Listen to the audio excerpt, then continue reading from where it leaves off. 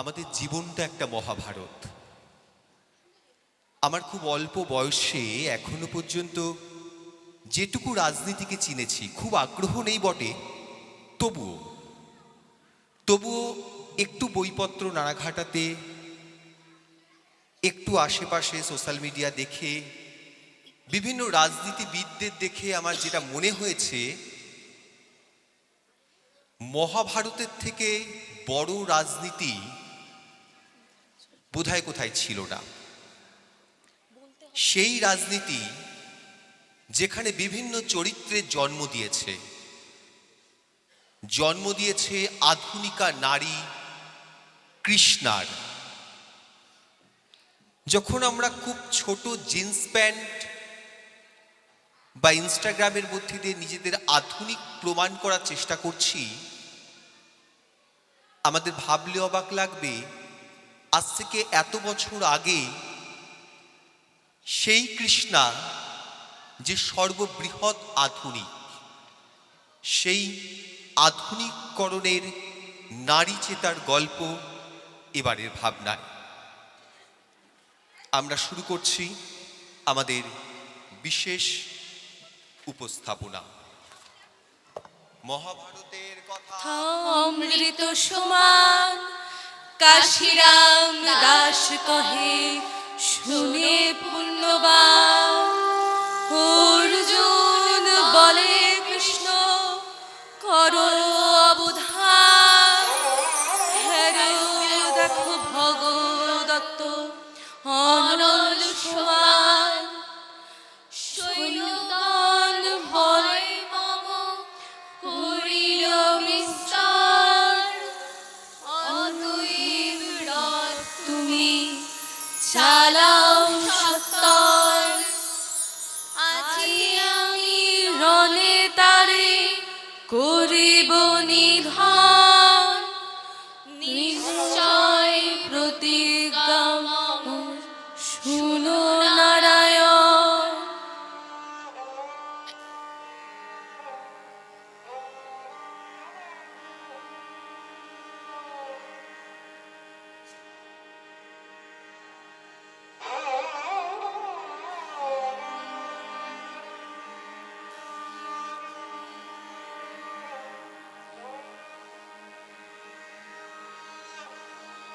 আমার কোনো শোক নেই, আমার কোনো বিষাদ নেই।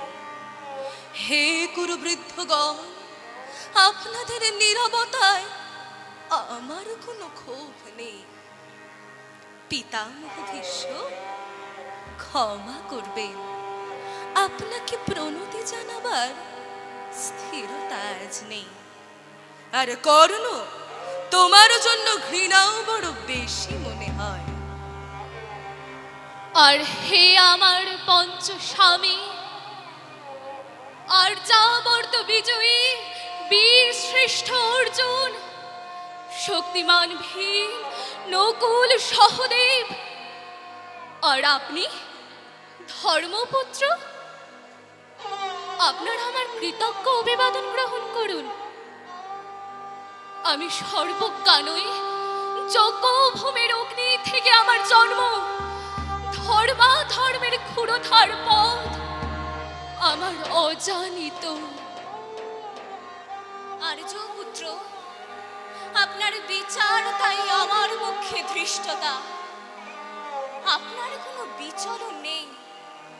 আপনার ধর্ম আপনাকে রক্ষা করেছে বিকার থেকে। কৃতজ্ঞতা জানান সেই ধর্মকে। ভীমসেন, তোমাকে আমি ভালোবাসা দিইনি কখনো, তাই তা ফিরেও চাইনি। শুধু তোমাকে আমার জিজ্ঞাসা ছিল ফাল্গুনী, ঊর্ধ্বচারী মৎস্যের ছায়ালীন চোখের থেকেও দুর্লক্ষ কি দুর্যোধনের বুক?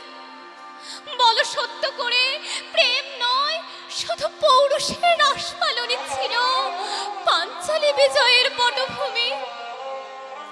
কিন্তু মিথ্যা প্রশ্ন, আমি জানি তোমার কোনো উত্তর নেই। যেমন নেই কোনো ভালোবাসা, তোমার শুধু আশা আছে কৈশোর থেকে তুমি জেনে এসেছো বীরভোগ্যা পৃথিবী আর রূপমুগ্ধা নারী। জেনেছো একদিন ভারত রাষ্ট্রের হাত থেকে তোমাকে ছিনিয়ে নিতে হবে কৌরব উত্তরাধিকার। জেনে এসেছো যেখানে যা কিছু সর্বোত্তম সেখানেই পৌঁছতে হবে তোমাকে। শুধু এই কুমারী লক্ষ্মীর দিকেই তোমার দৃষ্টি ধনঞ্জয়। তাই তুমি অনায়াসে সরে যাও এক নারী থেকে অন্য রমণীতে। তোমার পূর্বপুরুষেরা যেমন একদা এক তৃণ প্রান্তর নিঃশেষ করে চলে যেতেন বনান্তরে, এই দূত সভায় দাঁড়িয়ে আমাকে জানতে হলো নারী শুধু কয়েক প্রহরের বিলাস সঙ্গিনী। মণিময় হার, শত সহস্র তরুণী দাসী, তন্ত মতঙ্গ, গন্ধর্ব প্রেরিত অশ্বযোদ্ধ, আর আমি পাণ্ডুপুত্র বধূ এক পংক্তিতে দাঁড়িয়ে আমরা সবাই অপেক্ষায়। পিতৃগৃহে যেমন দেখেছিলাম আহিরিনীরা দূর গ্রাম থেকে নিয়ে আসে তাদের পসরা, আর তার উপর ঝুঁকে পড়ে লুব্ধ ক্রেতার দল। আমাকে ব্যবহার করার জন্যে তেমনই উন্মুখ হয়ে আছে যারা আমার পতির আত্মীয়। আর আমাকে আমাদের ব্যবহার করছে যারা, তারা আমার পঞ্চস্বামী। বিবাহের মঙ্গল সূত্র হাতে বেঁধে যারা একদিন আমার উপর নিয়ম সিদ্ধ করেছিলেন তাদের অধিকার। না, শুধু এই রত্নমণ্ডিত সভাগৃহেই নয়, আরো আগে আমাকে জানতে হলো আমার কোনো বাসনা নেই, নেই কোনো নিজস্ব ইচ্ছা। অর্জুন, প্রথম দেখার মুহূর্তে আমার হৃদয় দিয়েছিলাম তোমাকে, অথচ সেই দেহকে প্রথম আলিঙ্গন করলেন ওই মহাভাগ যার খ্যাতি ধর্মপুত্র বলে। ইন্দ্রপ্রস্থের সৌধ শিখরে যখন আছড়ে পড়তো নববর্ষার জলধারা, আমার কামনা ছুতে চাইতো তোমাকে। আমার অনুৎসুক দেহকে তখন আকর্ষণ করত অন্য কেউ, যে আমার স্বামী বসন্ত রজনীতে কিংসুকের প্রমত্ত উল্লাস মুহূর্তে তোমার ব্যাকুল বাহু টেনে নিত আমাকে নয়, অন্য কোনো যুবতীকে। বারে বারে আমাকে সন্তানবতী করেছে পুরুষ, কিন্তু তারা প্রত্যেকেই আমার আকাঙ্ক্ষিত নয়। কোনো প্রার্থনা নেই আমার, কুরুবৃদ্ধরা বিলাপ করুন, জ্যেষ্ঠ পাণ্ডব প্রহর গুনুন, কোন পুণ্য লগ্নে ধর্মরাজ্য নেমে আসবে মাটিতে। নকুল, সহদেব, বিচ্যুত হয়েও না অগ্রজের প্রতি অটল বিশ্বাসে। ভীমসেন, অনুগ্রহ করে স্তব্ধ হও।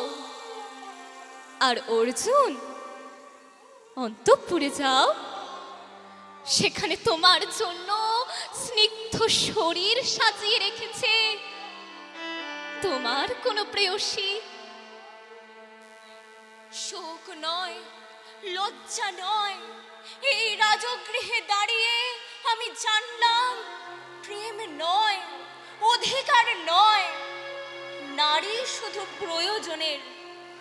জানলাম এখানে কোনো ভেদ নেই ধর্মপ্রাণ যুধিষ্ঠির, প্রেমিক অর্জুন, শক্তিমান ভীম আর লোলুপ ধৃতরাষ্ট্র নন্দনদের মধ্যে। প্রতিকার চাইছি না, যা শুধু বিরামের সেই বস্ত্র ছিনিয়ে নেয় যদি কোনো দুঃশাসন নিক। আমি কাঁদছি না, চারপাশের ভাসানের ডিঙায় পশুদের উদ্দাম নাচের ভঙ্গি আমি দেখছি না, চারপাশের ক্লিপ্তের অক্ষম বিলাপ আমি শুনছি না। ধনুর বাণ নেই, আমি ফিরিয়ে আনছি আমার জন্মের স্মৃতি, যজ্ঞের আগুন। দ্রৌপদী নয়, নয় পাঞ্চালী, নয় ভরত কুলবধূ, আমি কৃষ্ণা, যজ্ঞাগ্নি সম্ভূতা, শুধু নারী এক।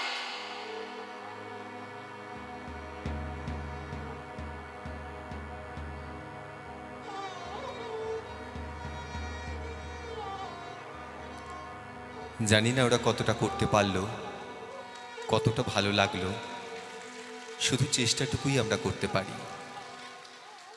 মাধ্যমিক পরীক্ষা দেবে যখন আমরা পড়াশুনো বা মাধ্যমিক উচ্চ মাধ্যমিকের জন্যে সব কিছু বন্ধ রাখি, বা তারও আগের থেকে আহিলি তখন বা ওরা প্রত্যেকে তখন প্রমাণ করে। আমি ওকে বলেছিলাম তোমাকে আসতে হবে না, আমি পুজোর আগের থেকে বারণ করেছিলাম আসতে হবে না, অনেকে আসেও নি ওই ব্যাচে, কিন্তু ও বলেছিল দাদা আমার যা ভালো লাগে করি।